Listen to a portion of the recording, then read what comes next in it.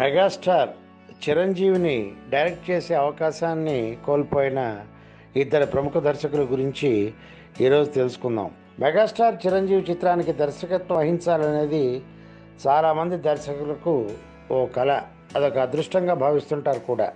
అటువంటి హీరో ఏరికోరి ఓ ఇద్దరు దర్శకులను ఎన్నుకొని వారితో పనిచేయడానికి ముందుకు రావడం, ఆ తర్వాత ఆ దర్శకులు మెగాస్టార్తో కొన్ని రోజులు పనిచేశాక ఆ సినిమాని పక్కన పెట్టేసి మరో సినిమా చేసుకోవడం వినడానికి వింతగా అనిపిస్తుంది కదూ.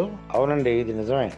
మెగాస్టార్ చిరంజీవి ఆఫర్ ఇచ్చినా దాన్ని యూజ్ చేసుకోలేకపోయిన ఆ దర్శకులు ఎవరో కాదు, ప్రముఖ సీనియర్ దర్శకులు సింగీతం శ్రీనివాసరావు ఒకరైతే మరొకరు సంచలన చిత్ర దర్శకుడు రామ్ గోపాల్ వర్మ. వీటి వెనక పెద్ద కథ ఉంది. జగదేక వీరుడు అతిలోక సుందరి నిర్మించిన 5 ఏళ్ల అనంతరం నిర్మాత అశ్వనీ దత్కు మళ్లీ మెగాస్టార్ చిరంజీవితో సినిమా తీసే అవకాశం వచ్చింది. కొత్త కాంబినేషన్లు కలపడంలో అశ్వనీ దత్ దిట్ట గనక ఈసారి చిరంజీవి దర్శకుడు సింగీతం శ్రీనివాసరావు కలయికలో సినిమా తీద్దామని అనుకున్నారు. చిరంజీవి కూడా సరేనన్నారు. మళ్ళీ సోషియో ఫాంటసీ తీయాలని అశ్వనీ దత్ ముచ్చటపడ్డారు. ఎందుకంటే ఆయన తీసిన socio fantasy film Jagadeka Veerudu Athiloka Sundari సంచలన విజయం సాధించింది కదా. ఆయన కోరికకు తగ్గట్టుగానే రచయిత సత్యానంద్తో కూర్చొని భూలోక వీరుడి కథ తయారు చేశారు సింగీతం. హీరోయిన్గా టబుని ఎంపిక చేశారు. షూటింగ్ మొదలుపెట్టి 2 పాటలు కూడా తీశారు. అయితే ఆ తర్వాత కథనాల విషయాల్లో కొన్ని ఇబ్బందులు ఎదురవడంతో భూలోక వీరుడు చిత్రాన్ని ఆపేయాల్సి వచ్చింది. రేర్ కాంబినేషన్లో తీస్తున్న సినిమా ఇలా అర్ధాంతరంగా ఆగిపోవడంతో అశ్వనీ చాలా బాధపడ్డారు. ఆయన్ని ఓదార్చి మళ్ళీ వైజయంతి మూవీస్ చిత్రం షూటింగ్తోనే మేకప్ వేసుకుంటాను అని అభయం ఇచ్చారు చిరంజీవి. ఆ తర్వాత ఎందరు నిర్మాతలు అడిగినా వద్దని చెప్పి ఇచ్చిన మాటకు మెగాస్టార్ కట్టుబడ్డారు. చిరంజీవి ఇచ్చిన అభయంతో కొత్త సినిమా ప్రయత్నాలు ప్రారంభించారు అశ్వనీ దత్. సరిగ్గా అదే సమయంలో సీన్లోకి ఎంటర్ అయ్యారు రామ్ గోపాల్ వర్మ. ఆ సమయంలో ఆయన హిందీ చిత్రరంగంలో మంచి పొజిషన్లో ఉన్నారు. చిరంజీవి వర్మ కాంబినేషన్ తిరుగులేనిదని భావించి తన ఆలోచనని మెగాస్టార్తో పంచుకున్నారు అశ్వనీ దత్. వర్మతో పనిచేయడానికి చిరంజీవి కూడా ఓకే చెప్పారు. వెంటనే వర్మను కాంటాక్ట్ చేశారు. వర్మ ఆ సమయంలో సంజయ్ దత్, ఊర్మిళ కాంబినేషన్లో దౌడ్ అనే హిందీ చిత్రాన్ని తీస్తున్నారు. ఒక షెడ్యూల్ కూడా పూర్తయింది. ఇంతలో అక్రమంగా ఆయుధాలు కలిగి ఉన్నాడన్న కేసులో సంజయ్ దత్ జైలుకి వెళ్ళారు. ఆయనకి బెయిల్ వస్తుందా రాదా అనే టెన్షన్లో వర్మ ఉన్నప్పుడు ఈ ఆఫర్ వచ్చింది.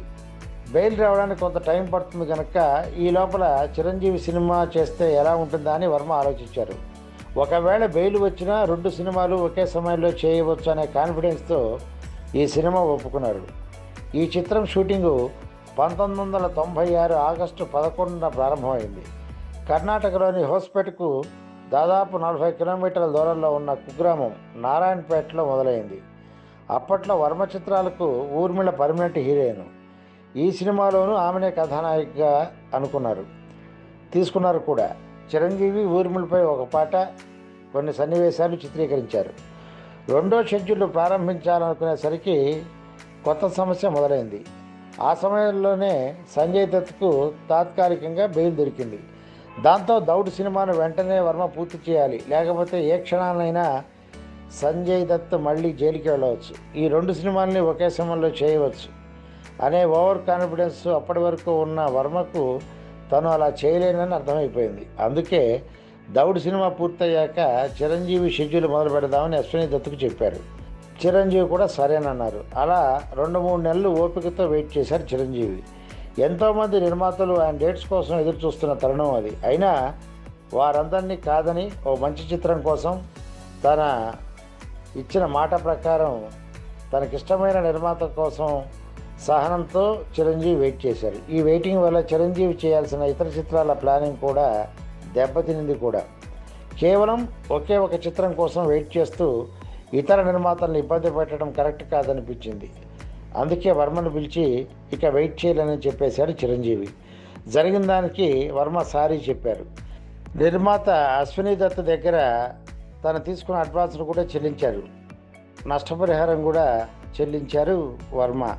ఈ విధంగా క్లాసిక్ చిత్రాల దర్శకుడైనటువంటి సంగీతం శ్రీనివాసరావు, మ్యాసివ్ చిత్రాల దర్శకుడైనటువంటి రామ్ గోపాల్ వర్మ చిరంజీవిని డైరెక్ట్ చేసేటువంటి ఒక అద్భుతమైనటువంటి అవకాశాన్ని మిస్ చేసుకున్నారు.